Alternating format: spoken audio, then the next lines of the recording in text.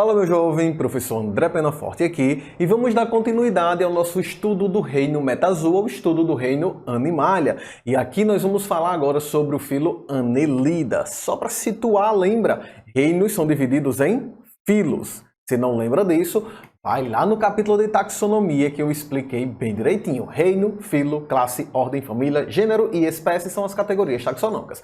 Então estamos vendo aqui o reino Metazoa, que é o reino Animalia. Meta, né, de verdadeiro, zoa de Animalia, Metazoa.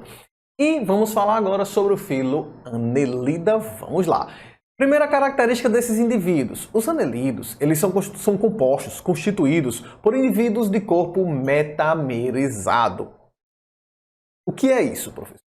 A metamerização significa que o seu corpo ele estará compartimentado, dividido. Mais especificamente, se você olhar para cá, ó, dividido em anéis. Então dá para perceber com facilidade os anéis que constituem esse animal. Tudo bem? Agora, cuidado. Professor, quer dizer então que uma lagarta é dos anelídeos? Não, lagarta é artrópode. Ah, professor, mas o corpo dele é metamerizado? Não, não é. A metamerização que você observa numa lagarta é uma metamerização falsa. Porque a metamerização verdadeira, a metamerização verdadeira, ela acontece com a compartimentação interna. Então, cada anel que você está vendo aqui, ele é compartimentado internamente também. Então, o anel ele se fecha internamente, ao passo que em outros animais isso não acontece. Tudo bem? Na lagarta, a metamerização é falsa. Aquele anelzinho ali, ele não se fecha internamente. Cada anel aqui é isolado um do outro. Tá bom? Então, anelídeos apresentam uma metamerização verdadeira.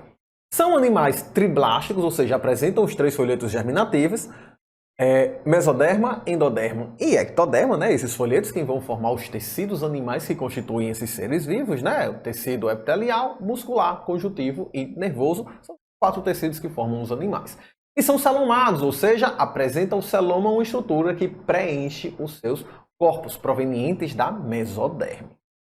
Bom, apresentam simetria bilateral. Dá uma olhada aqui para essa minhoca, né? A minhoca aqui dormindo com a mulher. Então, essa minhoca, ela tem uma simetria bilateral. Você pode pegar a minhoca, parti-la ao meio e aí ela vai apresentar simetria. Óbvio que tem que ser um corte longitudinal. Se cortar lateralmente, então a simetria fica prejudicada. Mas enfim, aqui nós temos uma simetria bilateral. Bom, parte ao meio, as duas metades são simétricas, são idênticas. O tubo digestivo dessas criaturas é completo. Então, olha só, ele tem boca e ele tem ânus. Boca para a entrada do alimento, ânus para a saída dos dejetos. E aí, pessoal, é muito interessante porque nós sabemos que um solo rico, um solo que tem minhocas, tende a ser um solo rico em nutrientes, justamente porque as fezes da minhoca constituem o humus. Aumenta bastante a fertilidade do solo. Nós vamos falar mais especificamente disso mais adiante. Mas saibam, tem boca e tem ânus. E o sistema circulatório, dá uma olhada aqui, ó. 1, 2, 3, 4, 5 corações. A minhoquinha tem 5 corações. Surge aqui o sistema circulatório fechado. Você chegou na classe Annelida, ou melhor, no filo Annelida, talvez você tenha acabado de ver o filo Molusca, né? Os molúsculos, eles apresentavam o sistema circulatório aberto. Já já nós vamos estudar os artrópodes, que também têm sistema circulatório aberto.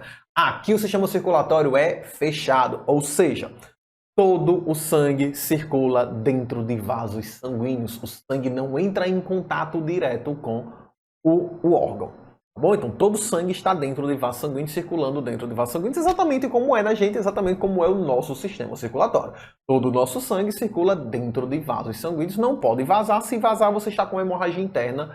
Isso é potencialmente letal. Gente, essas criaturas, elas apresentam nefrídeos. E é isso, professor.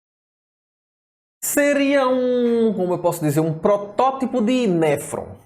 O néfron é a unidade que forma o nosso rim. Quando o sangue vai para o rim para ser filtrado, ele entra no rim e lá no rim ele passa pelo néfron. E o néfron é quem de fato realiza a filtragem. Então o néfron tem aquelas estruturas, né? A cápsula de Bowman, a alça de Henle, que faz toda a filtragem. Isso aí nós vamos falar lá no capítulo de sistema excretor. Mas enfim, então esse nefrídeo que os anelídeos apresentam seria um protótipo do néfron. Acredita-se que na escala evolutiva evoluiria para formar os nossos néfrons. Os néfrons que estão lá no nosso rim.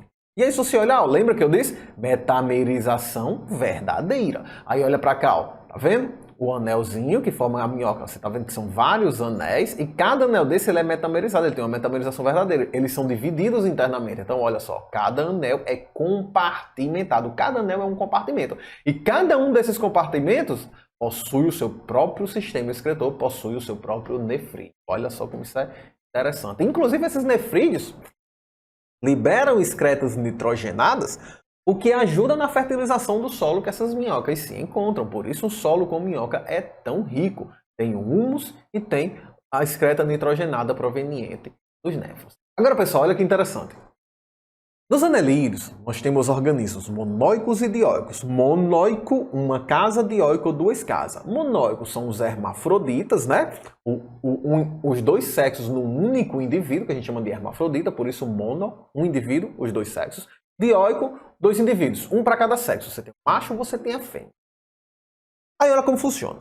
Muitas vezes a gente pensa, já que ele tem os dois sexos em um único indivíduo, então ele vai procriar sozinho, né, professor? Semelhante ao que uma solitária faz. Não. Ele precisa realizar a fecundação cruzada. Isso para garantir um aumento da variabilidade genética. Então as minhocas, ainda que possuam os dois sexos, olha só, ela tem as vesículas seminais, né? Que é onde vai sair o sêmen, o espermatozoide. E ela tem o receptáculo seminal, onde ele é recebido. Certo? E aí as minhoquinhas, elas fazem isso aqui, elas cruzam, é uma fecundação cruzada. As duas são fecundadas, as duas recebem os espermatozoides. Olha que interessante, aí o espermatozoide fica nessas vesículas seminais, aí a minhoca, ela produz essa estrutura, certo? Uma espécie de cápsula. Essa cápsula é movida para frente. Aí quando chega aqui, ó, no ovário, passa pelo ovário, recebe os óvulos, tá cair os óvulos. E quando passa nas vesículas seminais, recebe os espermatozoides e os óvulos são então fecundados. E aí essa cápsula, ela é jogada lá na areia, onde as minhocas estão, no caso. E aí quando tiver boas condições, as minhoquinhas nascem. Essas cápsulas podem ficar meses lá na areia esperando boas condições. Por exemplo, esperando uma chuva, veja. Às vezes você olha para o solo está seco. Aquele solo seco é letal para uma minhoca. Mas aí ocorrem chuvas e do nada brotam minhocas daquele solo. Foi justamente aqui, ó. Essas cápsulas estavam lá no solo, tá aqui a cápsula, ó, a minhoca se reproduziu, jogou essa cápsula no solo e aí quando choveu, os ovos que estavam lá dentro eclodiram e as minhocas saíram quando as condições eram favoráveis à sua sobrevivência. Tá bom? Então, mais ou menos assim que ocorre a reprodução desses seres. E aí, essas são as características gerais dos anelídeos.